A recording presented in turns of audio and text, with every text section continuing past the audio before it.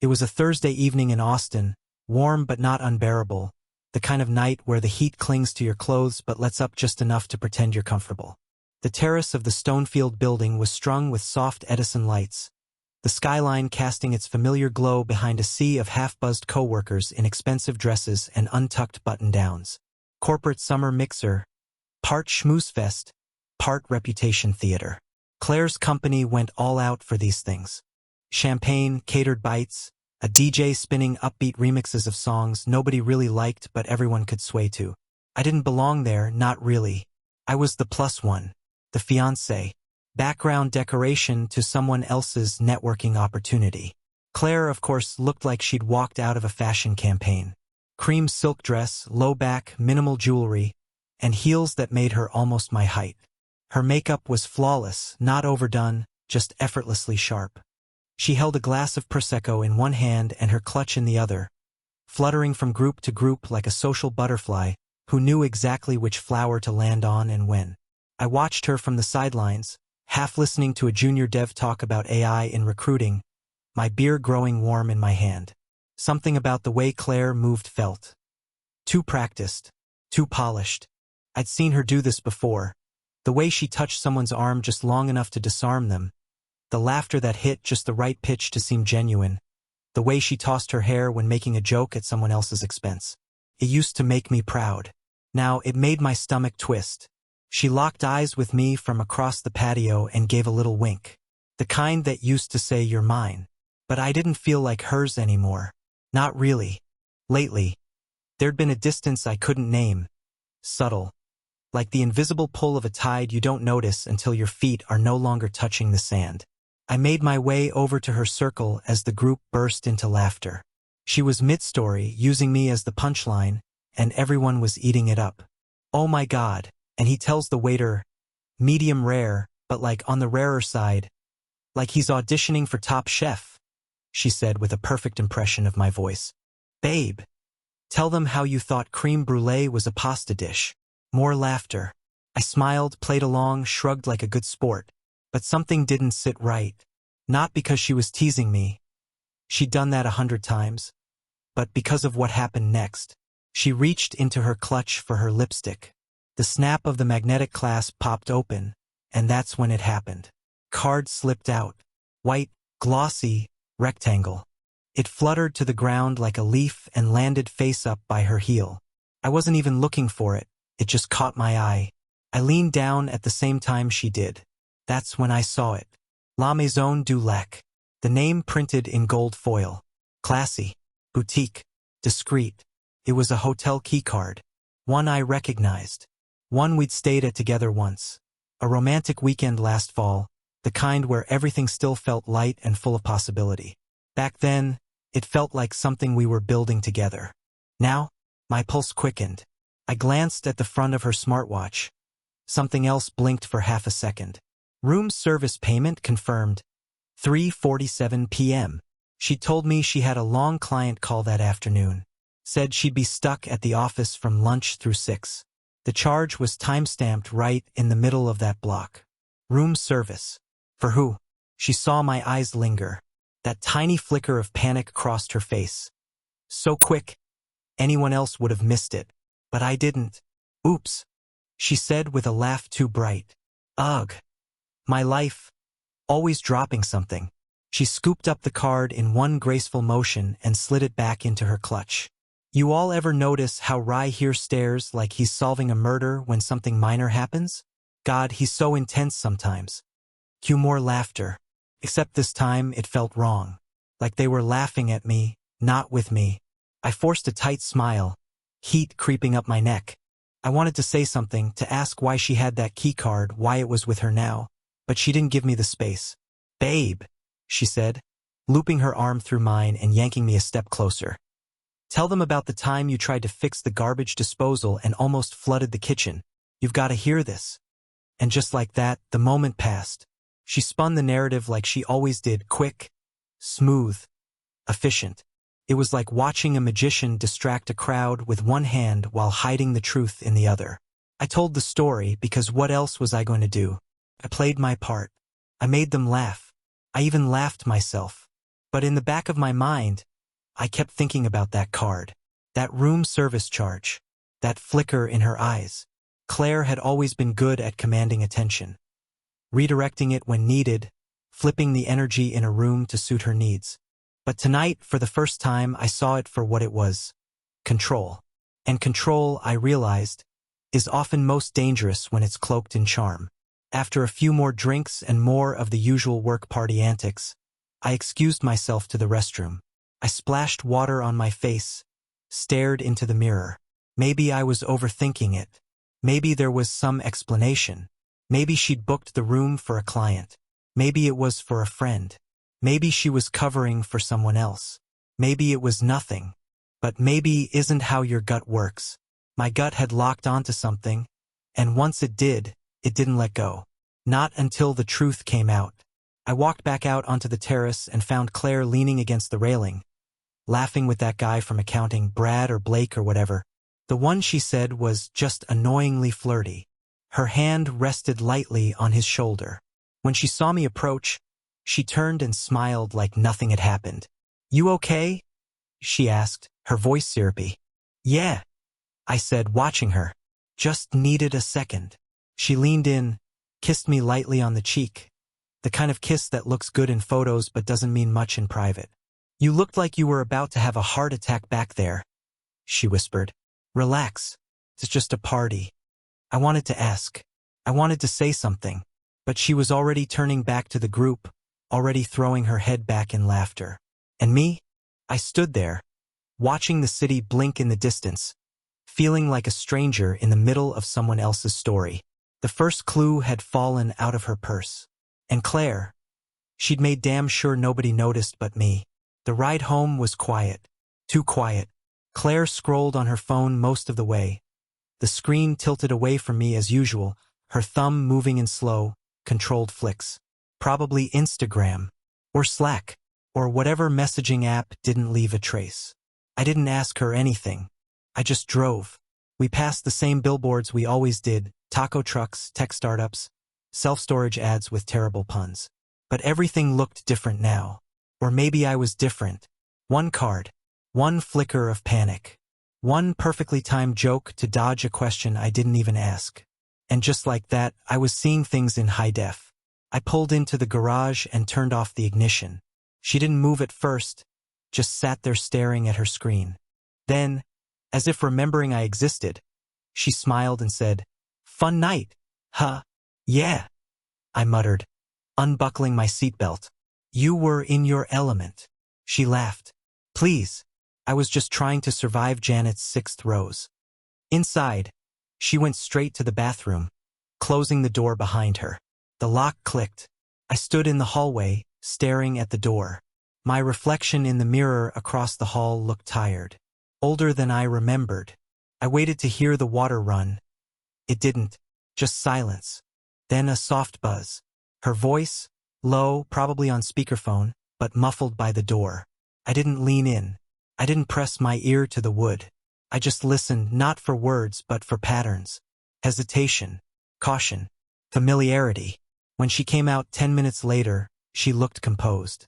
"Do we still have chamomile tea?" she asked casually. "Top shelf, right side." She nodded, then walked off to the kitchen. And just like that, another piece of me slipped quietly into suspicion. Over the next few days, my mind turned into a crime board. But instead of red string and Polaroids, I had memories. Moments. Things I'd brushed off before but now couldn't unsee. Like how she always kept her location services off. "Battery drain," she used to say. Or how her phone was always face down on the table. Always. Even when it buzzed 3 times in a row and she didn't flinch. Or the time she said she forgot her ring at the gym and wore a silicone band for 3 weeks. Said the metal one was dangerous during strength training. Then there were the 2 wine glasses in the sink one morning. A random Tuesday when I'd worked late and she said she'd stayed in. She said she just didn't want to drink alone. I believed her then. I believed everything back then. I remembered the scarf. She left it in the back seat one morning. It smelled like someone else. Not like her shampoo. Not her perfume. Something darker. Musky. The kind of scent worn by someone trying to be noticed. She said it was probably from a client's office, that someone bumped into her on the elevator. I nodded, told her it made sense. Then there were the stories she posted after events, then deleted. Blurry boomerangs, half-visible shoulders, low-light restaurant sh*ts. Once I noticed, I started checking her story history through mutual friends. The pattern was always the same. A post would go up for an hour, maybe two, then gone. And if I asked her about the night, the story never quite matched the setting. There was one night in particular. She said she was at a team dinner at a Mexican place off Lamar. I checked the odometer in her car the next morning, something I'd never done before. It was 36 miles more than the round trip to that restaurant. That was when I knew I wasn't paranoid. That was when my gut stopped whispering and started shouting. I started noticing one name come up more often than the rest. Ian. The guy from sales. Claire said he was annoying, called him LinkedIn in human form. But somehow they ended up at the same offsites, the same out-of-town events. Total coincidence, she said. I started looking closer. When she said she had a conference in Houston, Ian was tagged in the event's Instagram. When she said she had dinner with the girls, he posted a photo of their hotel lobby bar that same night. No tags. Just a caption. Late grind. Early flight. Same wallpaper. She told me once that Ian had a fiancé. He's harmless, she'd said, waving it off. But harmless men don't stare at your partner like that across the table. I'd seen it once at a holiday dinner. I caught the look. Quick. Almost respectful. Almost. And Claire? She'd laughed a little louder at his jokes that night, even when they weren't funny. By the end of the week, I was collecting evidence without even meaning to. Every conversation became data. Every smile she gave someone else felt like a breadcrumb. I wasn't looking for a smoking G***n anymore. I was just trying to map the escape route she thought she was hiding. We were watching a show one night, some crime drama she liked. A detective planted a GPS tracker under a suspect's car. Claire made a face. Creepy, she said, half laughing. Imagine being that paranoid. I just looked at her. Yeah, I said. Wild. She didn't see me watching her. She was too busy texting and smiling at the screen. That night, she went to bed early. Said she had a migraine. I stayed downstairs. Her phone was on the charger in the kitchen, but locked. Of course, I didn't snoop. I just sat there on the couch, lights off, listening to the hum of the fridge and the silence between. My mind kept circling one simple question. Was it already over, and I just hadn't been informed? Because that's what it felt like. Like I was a placeholder. Like someone else had been written into the story I was supposed to be part of. The next morning, something shifted. Claire made breakfast. Eggs, toast, coffee, the works. She was chipper. Too chipper. Like she was overcorrecting. She said she wanted to do a date night soon. That we hadn't had one in a while. You've seemed distracted lately, she said, buttering my toast with extra care. Everything okay at work? I nodded. Just tired. She leaned over and kissed my forehead. You work too hard. I looked at her, really looked, and I realized she wasn't nervous. She wasn't scared. She was calm, because she thought she'd gotten away with it. That's the part that stung the most. Not the cheating, not the lies, the confidence. She didn't think I'd ever connect the dots. Didn't think I was capable of seeing through the fog she created with jokes and half-truths. Didn't think I'd notice the keycard, or the miles on the car, or the missing ring, or the fact that our Sunday mornings, the ones we used to spend curled up on the couch, had quietly become solo yoga sessions followed by 3-hour errands. She thought I'd let it slide, like always, but this time was different, because this time, I wasn't the same person she'd been lying to. And if there's one thing about building doubts, once they take root, they don't go away quietly. They grow, they connect, and eventually they bloom into truth. It happened on a Monday. Quiet, uneventful. Gray sky, low light, coffee gone cold on my desk. Claire had left early for a strategy breakfast with her team, which I was told, once again, would run straight into her client calls and vendor check-ins. I didn't ask questions anymore, not out loud, anyway. But that morning, something unexpected interrupted the fog of my usual routine. A knock at the door. Not the buzzer. Not a package drop. A physical knock. When I opened it, there was no one there.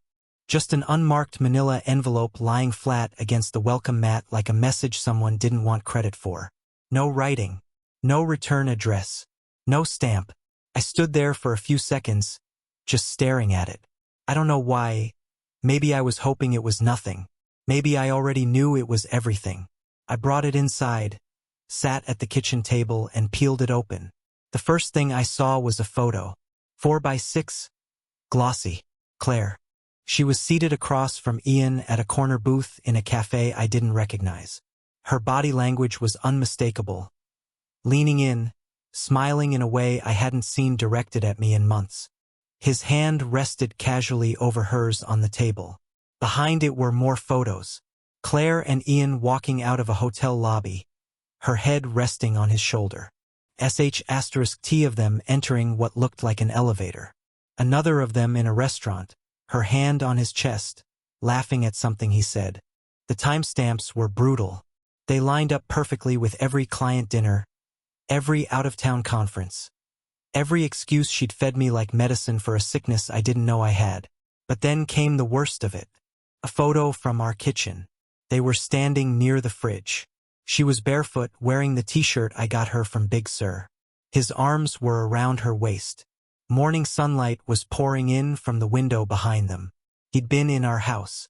He'd been in my home. Our home.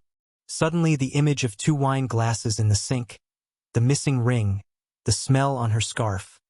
It all clicked. It was all there, right in front of me, frozen in time and undeniable. There was a hotel receipt too, printed and highlighted. Her name, 2 guests, 2 nights, same hotel from the keycard, room 401, and then a cherry on top. A small USB flash drive taped to the back of one of the photos. Inside was a voice recording. I plugged it into my laptop with trembling hands. The file was scratchy, recorded through what sounded like an intercom.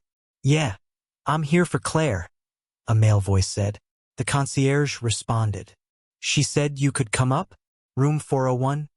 Yeah." Then the beep of a door opening. The creak of hinges. A muffled laugh. Her laugh.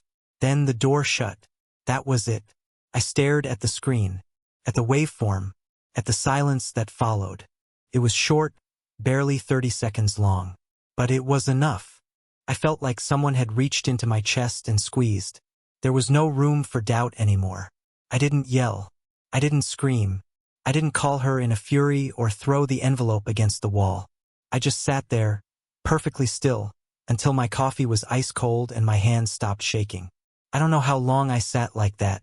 Eventually, I got up, walked to the bathroom, looked at myself in the mirror. Something in my face had changed.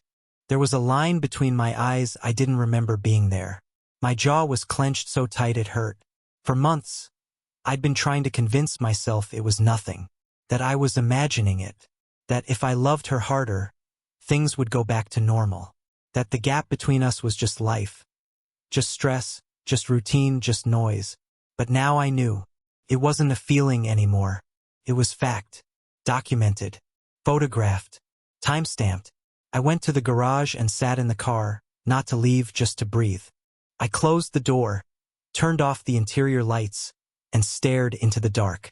When Claire came home that evening, I was in the kitchen, phone in hand, scrolling through old pictures of us. She kicked off her heels, gave me that usual sing-song greeting. "Hey, babe." I didn't say anything. She walked over, leaned in to kiss my cheek. I didn't move. She pulled back, brows knitting together. "Everything okay?" I looked up, smiled faintly. "Great," I said. "Actually, really great. I had a delivery today." She tilted her head. "What kind of delivery?"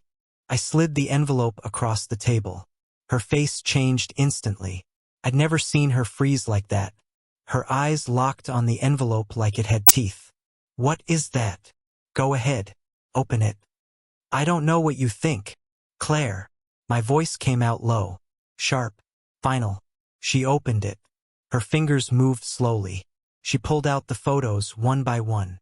I watched her face as the blood drained out. She didn't even try to pretend they weren't real. No gaslighting. No manipulation.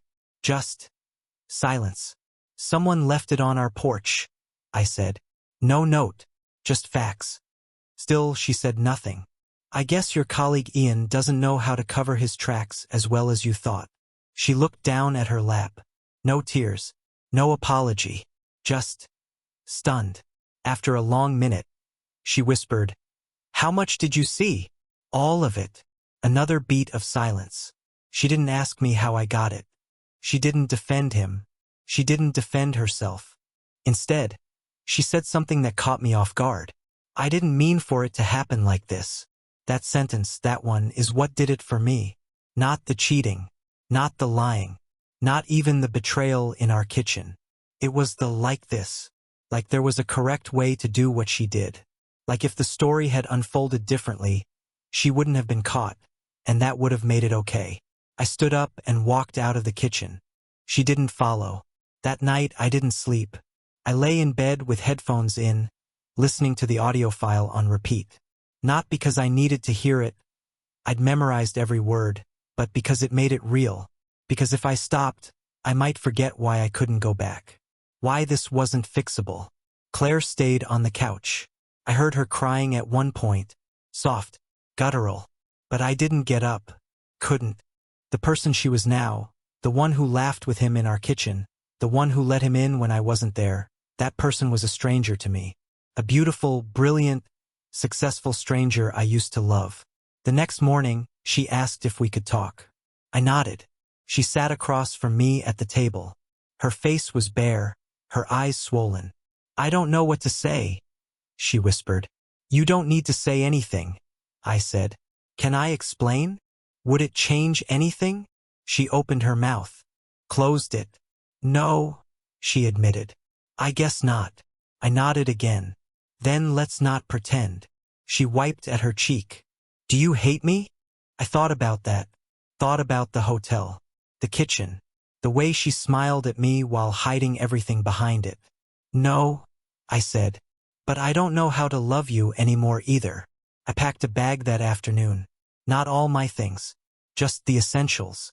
She offered to leave, but I shook my head. "Stay," I said. "I won't be here long." She nodded. Didn't argue. Before I walked out, I turned around one last time. "I hope you find whatever it is you thought you were missing." She didn't respond. The door clicked shut behind me. And just like that, the fantasy ended.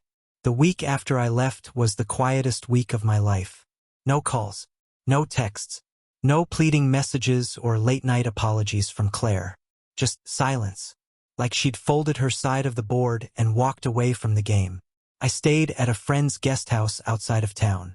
Small place, one bed, paper-thin walls, no distractions. Which meant plenty of time to sit in that silence and feel everything I'd spent the past few months suppressing. Every morning, I'd wake up early, make coffee, and stare out at someone else's backyard. I kept expecting the rage to come, the explosion, but it never did. Just a slow, icy disappointment settling into my bones. Like I'd been evicted from a life I didn't even realize I'd built alone. Then came the email. Subject line, "Gala. RSVP confirmation and guest check-in packet." It was from Claire's company. Some kind of black tie fundraising dinner in Manhattan. Big donors. Media. All the high-profile faces they liked to wine and dine. The invite was addressed to Mr. Ryan Cooper and Ms. Claire Behrens. The same invite she'd been gushing about back in May. She called it her Super Bowl. I didn't delete it. Instead, I scrolled to the bottom. Attached was a file, VIP entry packet. I clicked it open and saw everything. Floor plans, security info, access tiers. And there it was. A pair of limited edition, non-transferable, embossed entry cards. 2. One for her. One for me. They were mailed weeks ago, meaning Claire had them. She hadn't said a word. 2 days later, I flew to New York. She didn't know I was coming. I hadn't told her. But I had a plan, not out of spite, but clarity. I needed a clean line. Not for her. For me. I wore a suit. Nothing flashy. Just enough to fit in. I stood outside the venue an hour before the event, watching guests arrive in black cars, silk gowns, polished shoes. They all smiled that professional smile, the kind that hides just enough to keep the mask intact. Then, like clockwork, Claire showed up. She stepped out of a car laughing with two colleagues I vaguely recognized. She looked stunning.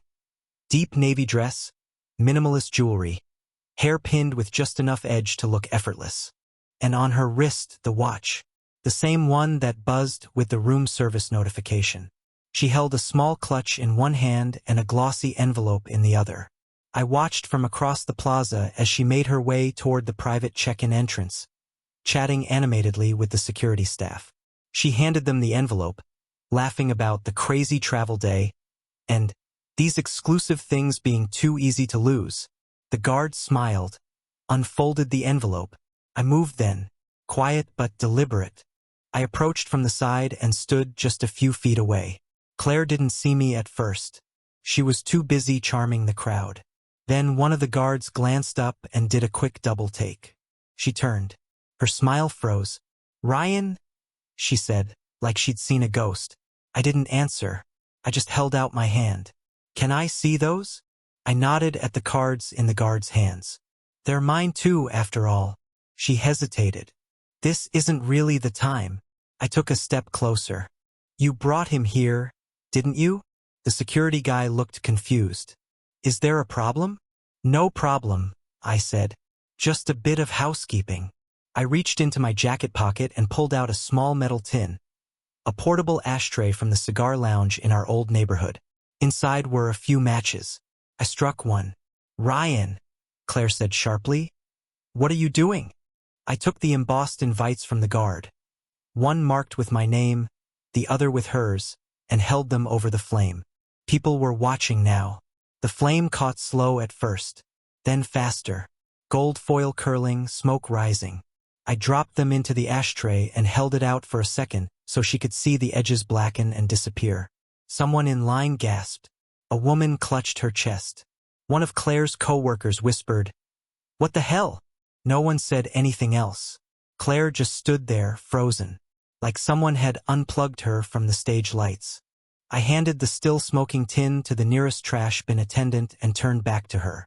"You always liked a dramatic entrance," I said quietly. I figured I'd return the favor. Then I walked away. No yelling, no accusations, no begging for closure, just silence. And for once, she was the one left standing in it. I didn't go back to the hotel. I walked the streets of Manhattan for hours, coat slung over my shoulder, phone on airplane mode. My mind replayed every moment of the past few months like a movie I hadn't realized I was starring in. The way she laughed louder when she was lying. The way she turned jokes into cover stories. The timing, the silence, the false clarity.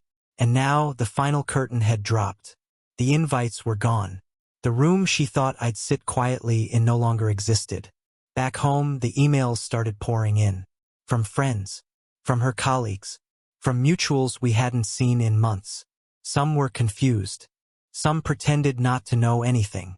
One simply said, "Good for you." Claire didn't reach out. Not the next day. Not the day after. But I knew what I'd done had landed.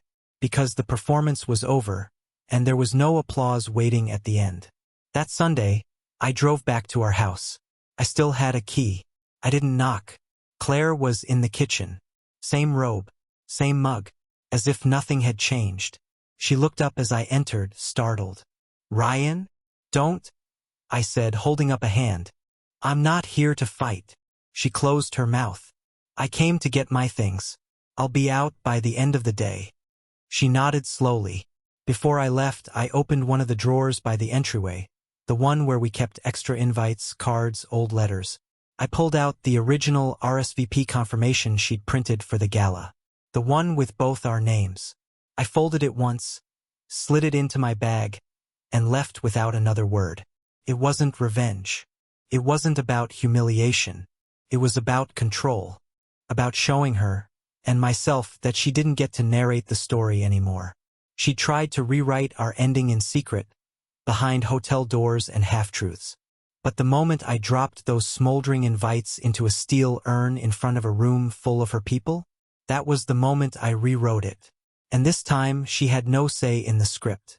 I didn't go straight home after that final trip to the house. Instead, I stopped at a cafe near the freeway, ordered black coffee I wouldn't finish, and opened my laptop. Not for emails, not for closure, for accounting. See, betrayal isn't just emotional. It's logistical. And when love ends, the debris isn't made of tears. It's spreadsheets, paper trails, overlapping charges, and tiny bleeding wounds that show up as line items. And the more I looked, the more I realized she hadn't just taken us from me. She'd been draining me, piece by piece, without even blinking. It started with the hotel. La Maison du Lac, the place where the card had fallen from her clutch. I looked up the last 6 months of joint statements. She never used her personal card there. Always the shared one, the one with both our names but mostly my income. For charges, same hotel, different dates. Each time it lined up perfectly with her overnight strategy retreats. The receipts were all innocuous, just labeled as business lodging. Until you dug deeper. 2 of the 4 charges listed additional guest fee. 1 listed a couple spa upgrade. 1 had an add-on for champagne and chocolate strawberries. I sat there in that cafe and laughed. A dry, bitter sound that made the woman at the next table glance up nervously. Strawberries. She hated chocolate-covered strawberries. Said they made her feel like she was in a bad Valentine's Day commercial. So who were they for? Then I moved on to the jewelry. There was a pendant she wore to that rooftop event in Austin, emerald vintage looking. She told me it was a gift from a client who overdoes everything. She laughed when I asked if that was weird. It's just part of the game, she said. Turns out I paid for it. The charge was hidden between 2 others on a boutique site I didn't recognize at first. But once I cross-checked the transaction ID, it matched an order email in our shared inbox from 3 months ago. Claire had sent it to herself with the subject line, "For Emily, bridal shower." Funny. Emily's bridal shower was catered. No one got gifts like that. And Claire's note on the receipt? No signature required. Please leave in mailbox. It got worse. Dinner reservations at restaurants I never stepped foot in. Ubers to places far outside her regular routes. One dropped her off 2 blocks from Ian's apartment at 1:14 a.m. Work drinks, she once called them. I dug deeper. She'd created a new Amazon list under a hidden alias. One I found because she'd linked it to our shared Prime account without realizing its synced activity. The list was titled, "For Travel Days Red Heart." Inside, cologne, adopt kit, men's pajamas, and a card that said, "You make layovers worth it." She used the honeymoon fund too.